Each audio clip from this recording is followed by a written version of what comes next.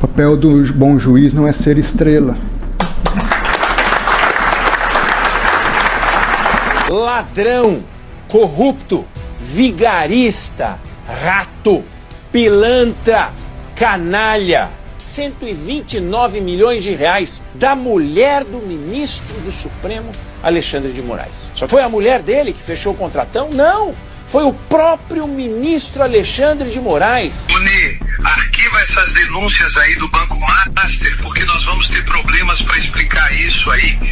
Eu, o Gilmar e o Toffoli tivemos com Daniel Vorcaro várias vezes. Nós temos vários negócios juntos, inclusive nós advogamos para ele. Eu estou aqui tentando calar a imprensa que fez um alarde ontem, aquela lá da Globo. Eu tive que dar um cala-boca nela. E esse contrato aí de 129 milhões da minha esposa com o Banco Master vai dar muita conversa ainda. Então arquiva isso aí, por gentileza. Mais tarde conversamos. E o controle disciplinar de todos os juízes por causa do CNJ, que está subordinado ao Supremo Tribunal Federal.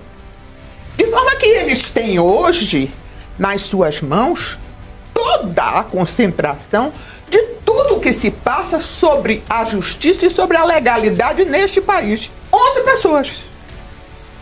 E pessoas que estão dentro de uma verdadeira bolha e com um ego extremamente inflado. Porque não se pode dizer que um ministro do Supremo é feio, porque isso pode ser uma difamação. Não sabem o que vocês estão fazendo. Vocês estão pegando e dando ao Supremo Tribunal Federal todo o controle desta nação. Isso não pode, isso não é possível.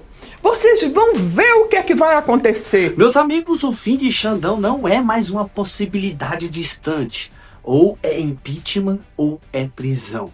Eu já começo esse vídeo te fazendo uma pergunta direta e sem rodeio. Depois de tudo que ele fez ao Brasil, você acredita mesmo que só o impeachment seria um preço justo a pagar?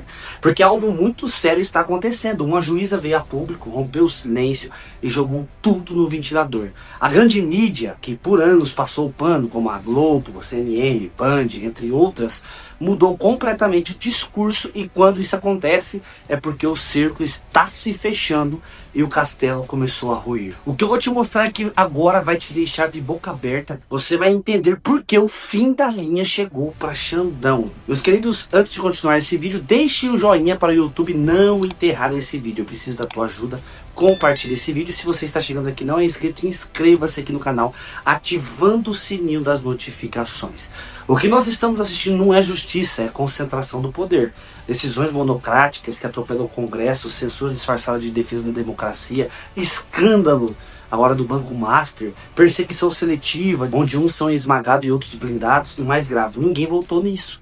Quando uma juíza rompe o silêncio e expõe o que acontece nos bastidores, isso muda o jogo, porque não é a opinião da internet, não é a narrativa da oposição, é alguém de dentro dizendo: isso passou todos os limites e precisa ter um basta. Hoje, na prática, o STF não apenas julga, o STF governa. Decide quem pode falar, decide quem pode concorrer, decide quem deve ser silenciado, quem pode ser investigado e quem jamais será. Isso não é democracia, isso é poder absoluto. É autoritarismo. Mas a história já mostrou várias vezes que quando alguém passa a mandar mais do que o próprio executivo, mais do que o legislativo e mais do que o voto popular, mais do que a população, o país inteiro começa a pagar o preço, mas uma hora a casa cai. Por isso o impeachment começa a ganhar força, mas a pergunta que cresce nos bastidores é: tirar apenas o cargo resolve ou ele deveria ir mesmo para a prisão? Bora reagir a este vídeo que explica certinho o que está acontecendo e o que pode acontecer. E eu já te pergunto, para você, a resolução desse problema seria só o impeachment ou prisão para esses que estão destruindo o Brasil? Responda aqui abaixo nos comentários e bora reagir comigo.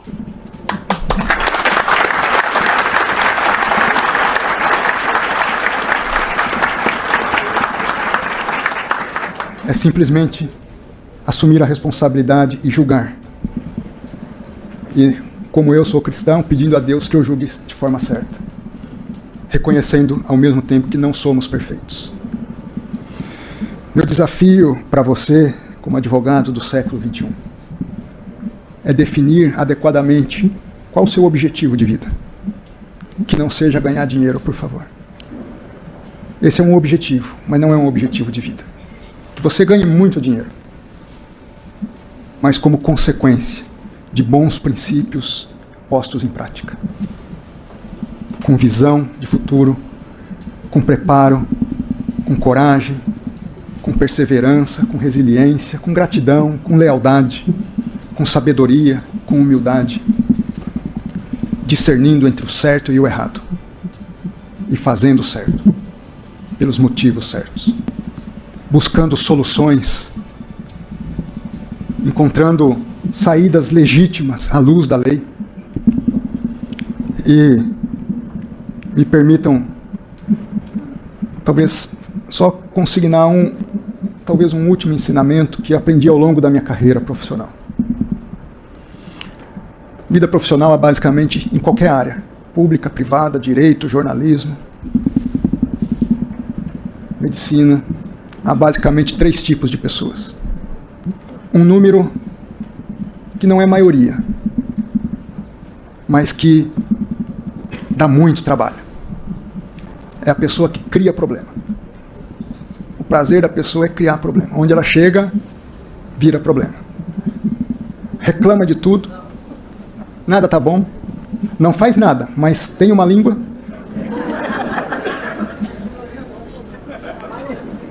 Eu acho até que não é a maioria. Vamos ver se vocês concordam comigo. O segundo grupo, para mim, é a maioria. São os indiferentes aos problemas. É aquele que quer passar desapercebido, que nunca é com ele, que nunca ajuda, não colabora, não cria problema, mas também não conte com ele. É aquele que chega, vou falar que eu que fui servidor público quase a vida toda, chega lá na repartição pública, ele quer não ser visto nem notado, e quando dá o horário ele já quer estar saindo rápido de fininho, para ninguém perguntar nada para ele. Esse para mim é a maioria.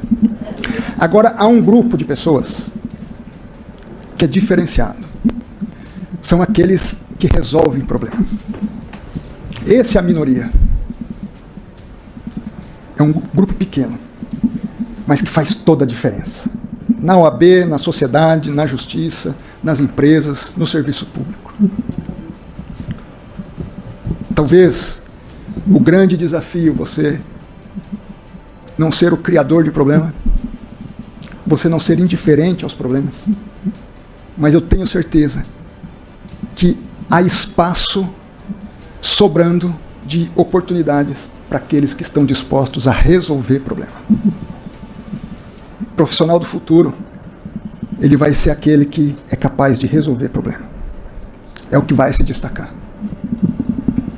Eu fui advogado geral e ministro da Justiça na AGU, um corpo técnico muito sólido, bem preparado. Nós não tínhamos tanta dificuldade de ocupar os cargos mais relevantes da instituição. Quando eu fui para o Ministério da Justiça, o Ministério da Justiça não tem uma carreira própria. Então, nós tínhamos que procurar, num universo amplo e mais desconhecido, pessoas-chave para os postos. Às vezes achava uma pessoa super bem preparada, mas quando eu colocava nesses critérios de resolução de problema, criador de problema ou indiferente, não achava. Como era difícil conciliar preparo com capacidade de resolução de problema. Nós precisamos dessas pessoas. O Brasil precisa de advogados que resolvam problemas de forma séria, ética e responsável. O 8 de janeiro, tudo que eu já analisei, por tudo que eu vi, foi uma forma de conseguir colocar para toda a nação a finalização de uma narrativa. Narrativa esta que levaria a tirar-se Bolsonaro das eleições de 2026. De forma que, para mim, o 8 de janeiro foi exatamente isto. Porque aquelas pessoas que estavam nas portas dos quartéis, com o terço da mão, rezando, fazendo tudo. Vários amigos meus faziam parte dessas, tanto em Salvador como aqui em Brasília, dizia: Aquilo ali é uma ordem total. Os militares nunca fizeram absolutamente nada. Tanto que no dia, e isso está tudo provado, no dia 8 de janeiro, quando os militares chamaram aquelas pessoas e disseram, entre nos ônibus que agora nós vamos para a Praça dos Três Poderes. Eles foram, achando que alguma coisa ia acontecer. Eu não posso aceitar. No dia 8 de janeiro, foi o dia onde queriam dar o golpe final. O golpe final, com mulheres de 73 anos, de 61 anos, vendedor de picolé, vendedor de bandeira. Um governo que, enquanto governo, abriu um prazo de transição do governo Lula, que nomeou os ministros militares apontados por Lula. Esse homem fez tudo isso, depois saiu, foi para os Estados Unidos e deu um golpe. E golpe sem soldado, com aquelas pessoas que estavam na porta dos quartéis. Eu não posso acreditar. Não é crível. Não é crível. A história contará isso. A história contará isso. Não adianta. Não entra na cabeça de ninguém só uma pessoa que esteja totalmente obnubilada para aceitar que seja verdadeiro esse golpe. Podem ter pensado em golpe, sem dúvida alguma. Por quê? As eleições estavam sendo muito contestadas, estava faltando o código-fonte, e o código-fonte, querem código-fonte. E por isso mesmo, enquanto o código-fonte não chegar, eu não acredito nessas eleições. E isso tudo pode ter incendiado não só o ex-presidente, como as pessoas que rodeavam. E eles pensaram, então, o que é que vocês acham? A gente tem margem de fazer com que isso não brote? Nunca em direito, pensamento foi golpe. Nunca. Nós aprendemos no segundo ano da faculdade de Direito. Até uma frase que tinha em meu livro de Direito Penal.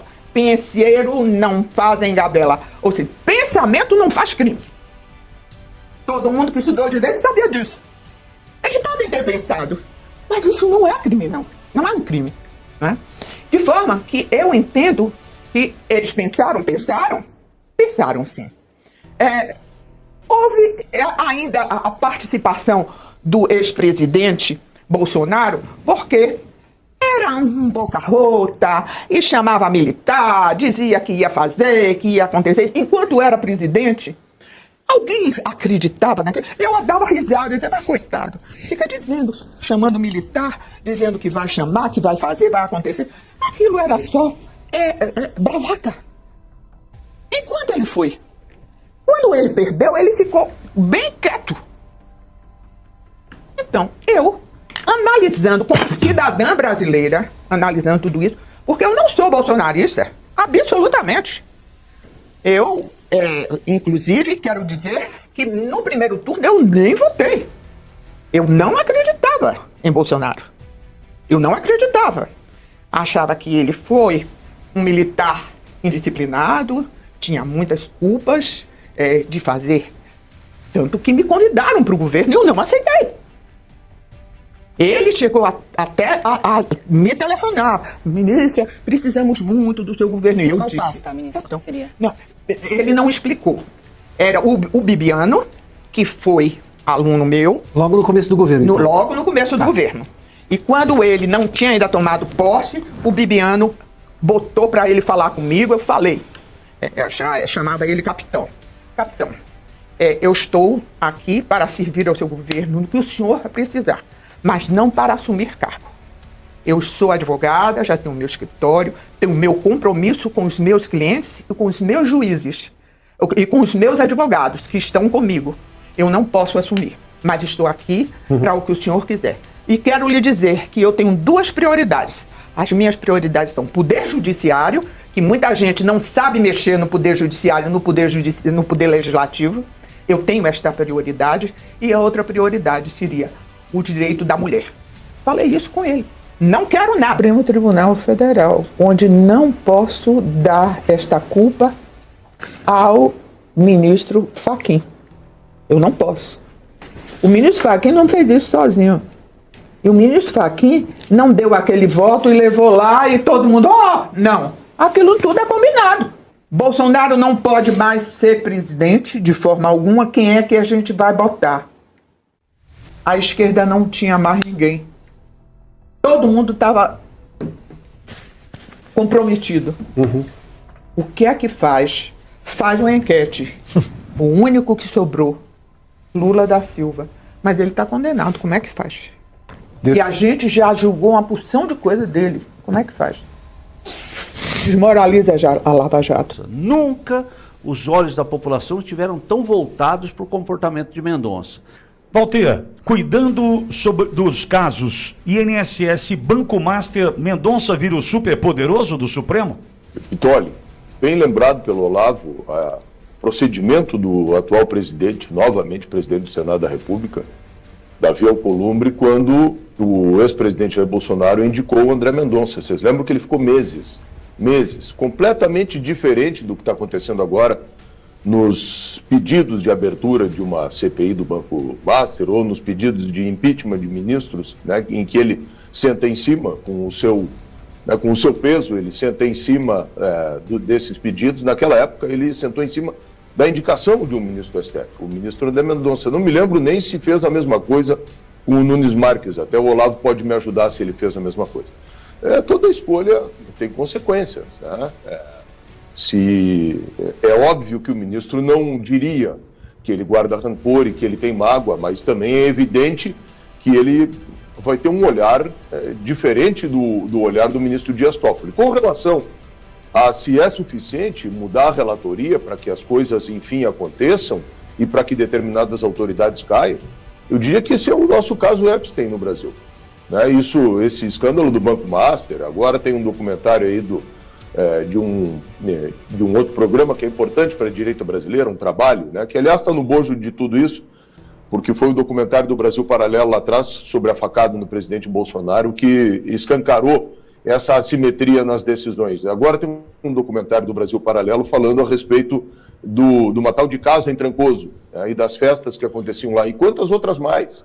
E o que não estará nesse celular. E uma notícia da semana passada, que assim como houve o relatório das conversas vazado, e o vazamento é tão antigo quanto a própria existência da imprensa, né? Só que antes era para a Globo, vazavam tudo contra nós. Agora a maré virou um pouco. Dizem que viria também um relatório em relação às conversas do outro ministro, do Todo-Poderoso da República. Não vou nem dizer o nome, porque, né, todos nós temos receio do que pode acontecer. Já vista aí o presidente da Associação dos Fiscais da Receita Federal, mas diz que viria um outro relatório a respeito disso também. Que venha tudo isso, né? Mas já é mais do que suficiente, tudo que já sabemos, inclusive contratos de 130 milhões de reais, para que tudo isso tivesse caído. Não caiu até agora, exatamente porque o Alcolumbre, esse que agora ficou com medo dos seus atos no futuro, tem protegido o sistema. Sabe, nesse sentido, eu entendo que André Mendonça terá a oportunidade de resgatar a admiração que em tempos ali atrás, né, nós tínhamos pelo Supremo Tribunal Federal. Exceto que em algum momento a gente nem sabia o nome dos ministros, mas talvez pela circunspecção, que é uma característica inerente, tem que ter a descrição, passar longe das câmeras. Mas a gente também não pode esquecer, Olavo e Walter, que nós vivemos um momento onde nós somos manipulados pela Rede Globo de televisão, com 75%, 80%, 90% da audiência, e mostrando exatamente o que ela queria que nós pensássemos naquele momento. Olha, você vai pensar assim, os caras estão decidindo ali, a gente não vai mostrar nada, está acontecendo isso no Brasil agora, mas a gente quer que você pense assim ou assado. Nós não podemos nos esquecer que a luz sobre tudo isso, quem trouxe foi Jair Messias Bolsonaro. Quando o Bolsonaro falou assim, olha, a gente precisa entender mais de Supremo do que de seleção brasileira, ele tinha absoluta razão. Quando ele tentou dizer assim, essa corte tem que ser constitucional, essa corte não pode tratar de tudo para que se empodere a ponto de dar as cartas no Brasil. Ele tinha absoluta razão e por isso também foi perseguido. Ou seja, embora ali atrás a gente nem ligasse para o Supremo Tribunal Federal, nomes que por ali passaram, enfim, provavelmente a gente também estava sendo manipulado.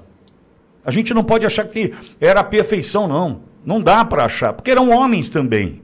Mas homens blindados pelo silêncio da imprensa, que era o único caminho para que a gente pudesse obter informações. A gente mantém ali a turma quietinha, eles vão decidindo lá, a gente só põe holofote sobre o Congresso e outras pautas do Executivo, a gente faz o brasileiro pensar assim, o assado. Não dá para achar que eram santos aqueles que compunham o Supremo Tribunal Federal até tempos atrás. Eram homens também. A questão é que agora a gente sabe de tudo. E tem André Mendonça a responsabilidade com INSS e Banco Master nas mãos de mudar a percepção do brasileiro. Olavo, eu sou muito, muito sincero. A minha esperança sobre André Mendonça é quase nula. Eu não tenho nenhum problema em dizer. Cético eu estou.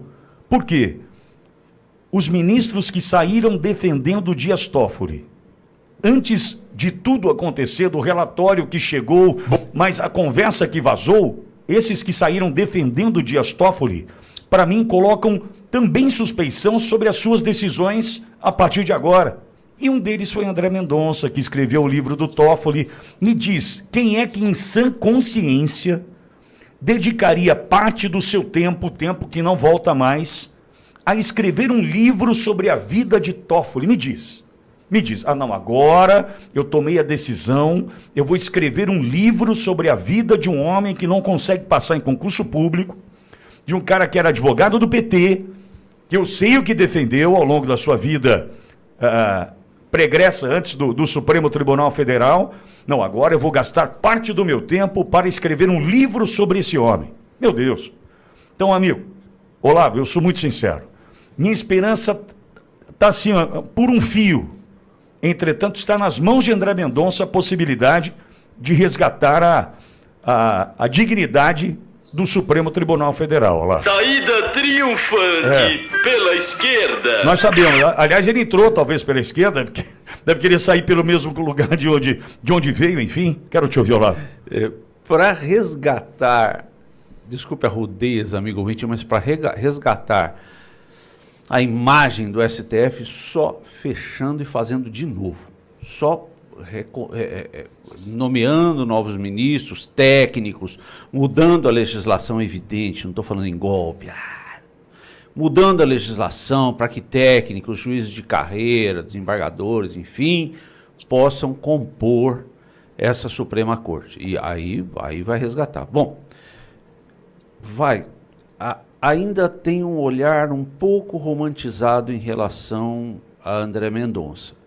Creio que é o momento de um olhar mais meigo. Vamos com calma em relação a André Mendonça. Tenho certeza que decepções ocorrerão. Fato, decepções ocorrerão. Mas no momento,